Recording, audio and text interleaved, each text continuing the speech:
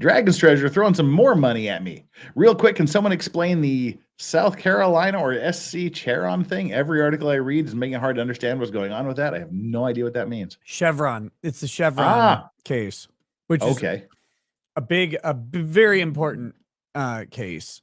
So very briefly, we'll do this in the most normal way possible rather than the lawyerly way. There's this doctrine that is applied by the courts called Chevron deference. And that is when a federal agency, if there is any ambiguity in the statute that created the agency is given deference by the court in their rulemaking authority in how they define terms. So the best, most obvious example for most people in this sort of crowd know is guns. The ATF has defined a firearm to mean like a lower receiver is a firearm, right? Which doesn't make any sense because a lower receiver on its own cannot actually fire a gun. And in the Alec Baldwin could make it do it. No, the gun will fire itself, Jeff. The recent case, CRS Arms, the YouTuber, and then another guy, they made these business cards that have like a drawing of something called an auto sear on them. And that drawing was determined to be not just a firearm by the ATF, but it was determined to be a machine gun in and of itself. It's a drawing that is completely inoperable and the size of a business card, but it is a machine gun according to them.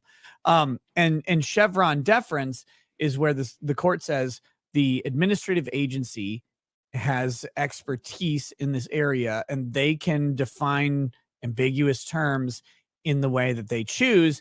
We will defer to their expertise on it. So yeah, the ATF says that's a gun. Well, why? Because we said so. It's your father. Literally, yes. Why can't I do this? Because I said so. Why? Because as long as you live under my roof, you'll live by our rules. It's a gun.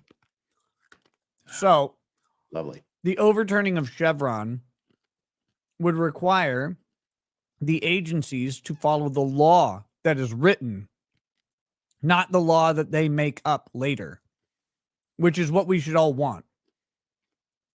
It's been in since I think 19. I don't want any goddamn laws about me and my guns. Well, of course I don't have guns because I live in Korea where they have too many laws. Right, but Chevron's importantly not just about guns, right? Yeah, it's not anything. It's anything governmental. Yeah, the EPA was established under the Clean Air and Water Act. And it really just tasks an administrative agency with keeping air and water clean. Well, what is clean? Right? That's a pretty damn ambiguous term. Right. And so each administration has their own vision of what that is, and it gives huge leeway for each administration to go one way or another with this. What Congress should have to do to make the bill work is to pass a law that says the EPA is tasked with getting air to this certain scientific standard of purity and water with this certain scientific standard of purity. And if there are any sort of regulatory attempts that they make at doing things, should have to show how they're going to do that specifically. That's what it should be, because it's harder to pass, because it's easier to debate, like, well, is that clean or is that not clean? Is this a waste? Is this a pipe dream? Is this something that can even be achieved? You can debate on those things. And then the other thing is, once it is passed and there is a clear goal and vision, it gives the executive branch less autonomy in deciding how far they want to go with stuff, which is actually a good thing.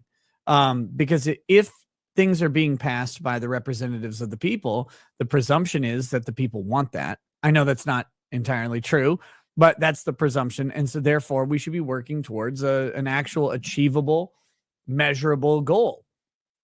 And if it prevents bullshit from being, it helps us challenge bullshit in court, because if there's a clear target and this thing can be shown to not be going towards the target, then we can say that this is not actually within the purview of the department.